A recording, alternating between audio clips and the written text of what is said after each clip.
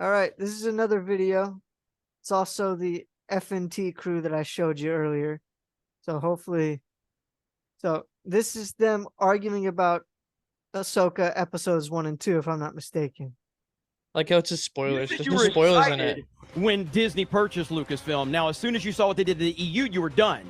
So don't sit there and tell me that you weren't excited for the future of Star Wars. You were still in a place of positivity. No, and Darth Maul had already been brought back. We're talking about Darth Maul, you dumb cocksucker. Right now, Darth Maul was already brought back, and you were excited for Star Wars. Yes, I was excited for Star Wars because I thought we get to see some more action. Okay, then the universe wasn't destroyed for you. That is the dumbest fucking I am telling you that the universe is destroyed. That you do when you have absolutely no fucking leg to stand on. The point was with Star Wars, you yourself were still excited after Darth Maul was back, so it clearly didn't break the universe for you. No, bringing back Darth Maul did not in and of itself break the universe, but it is a problem, and it causes damage to the universe, and now gives you an out whenever things like this happen. You'll look back and say, you can't get upset about Sabine surviving a lightsaber wound. Darth Maul was bisected and he was fine. That's from a Disney Star Wars fan. You're giving credibility in their argument. Their argument is terrible. I'm saying that when you There's do no things real like Star that Wars fan making that as an argument. Give people that out. There's no real Star Wars fan arguing that Sabine surviving is okay. But no, Star Wars fans are arguing over Darth Maul being bisexual. That's what they're. That's what I was thinking the whole time. Feels like no one's listening.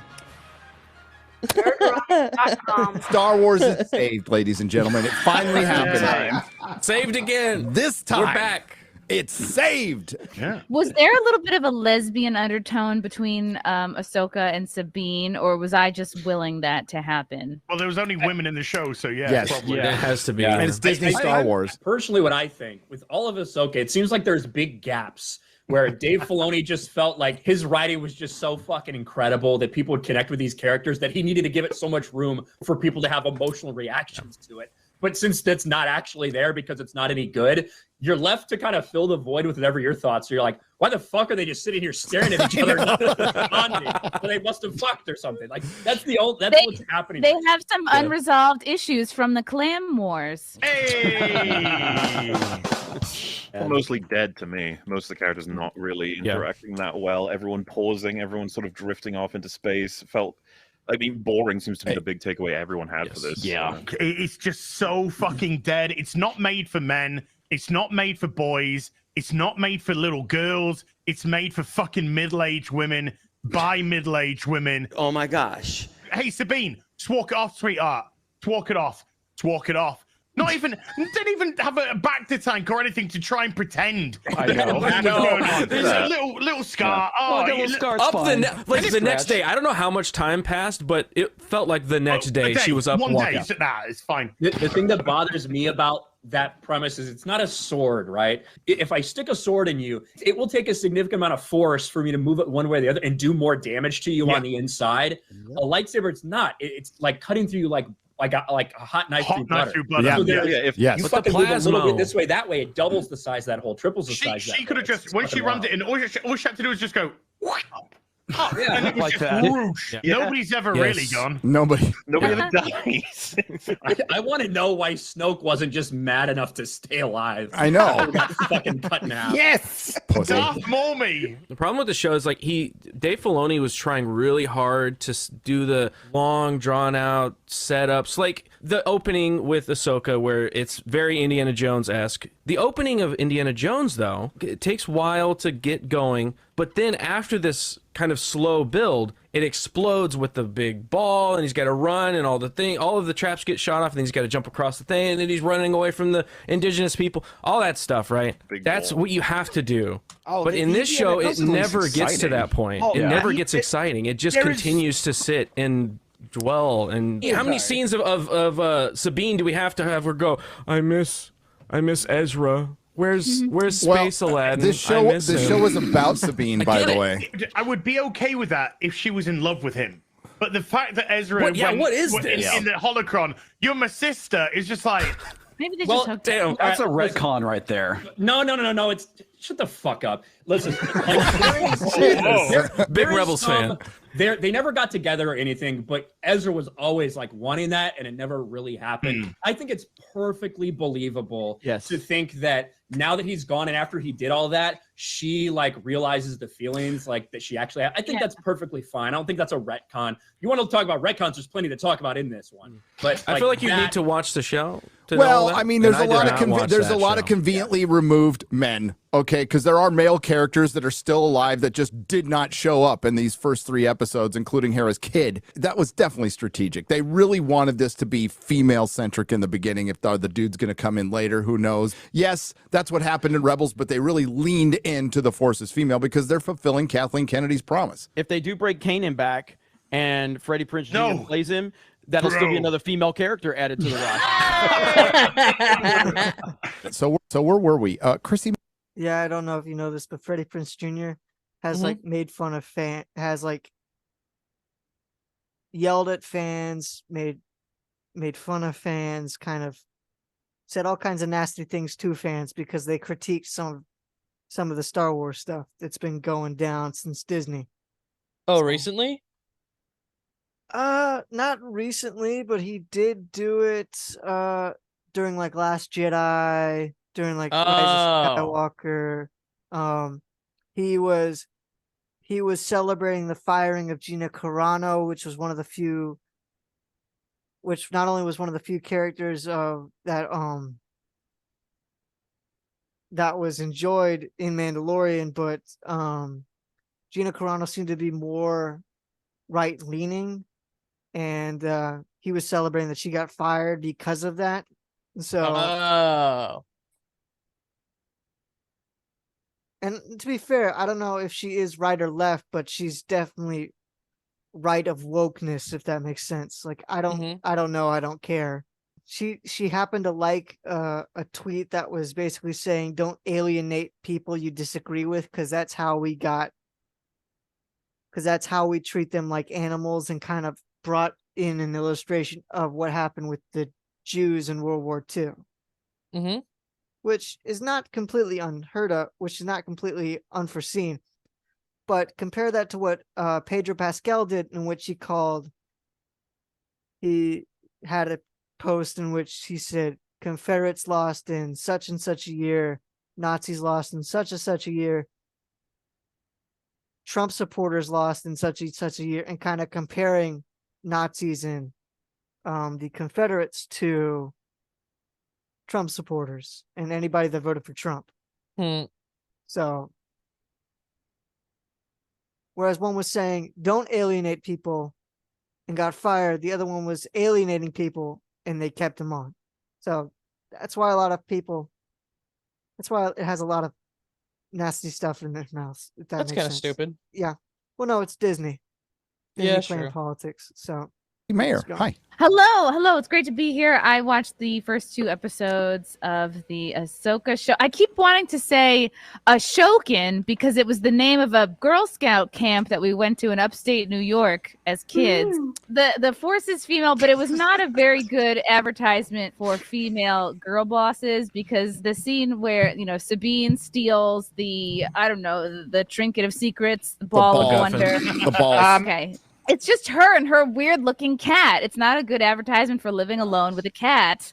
And I like the cat. The robot showed up. That's Ezra's cat, isn't it? That's Ezra's. Isn't that meant to be Ezra's cat? I gotta say, some of the choreography was some of the worst I've seen in Star Wars to this point. There was really bad stuff with those lightsaber fights. Interpretive combat dance. That's what the chat called it. It felt like there were moments where it didn't look too bad when they were doing quick shots and you couldn't really tell, but whenever it lingered for a little while, it was pretty rough. It looked very slow and ungainly. Overall, Ahsoka is bland, it's emotionless, it's passionless. There's little things that they do to try to be like, guys, this is Star Wars, like the blurry screen white and a bastardized version of the crawl. That was tacky as fuck. Yeah, like that was shots bad. That are direct ripoffs from other Star Wars movies. Like, there's little stuff in there to make it seem like, hey, look, guys, we tried. This is Star Wars, but there is no actual feeling in it at all.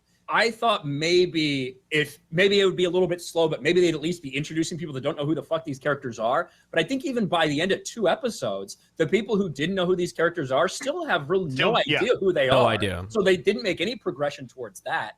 and it was basically just, hey, by the way, got another one of these map findy things to find somebody who's missing. A map that was buried in a Jedi temple that has been there for thousands of years somehow tells you where a current guy is hiding. I know, right? It's Space whales as. That makes sense. It's so fucking dumb.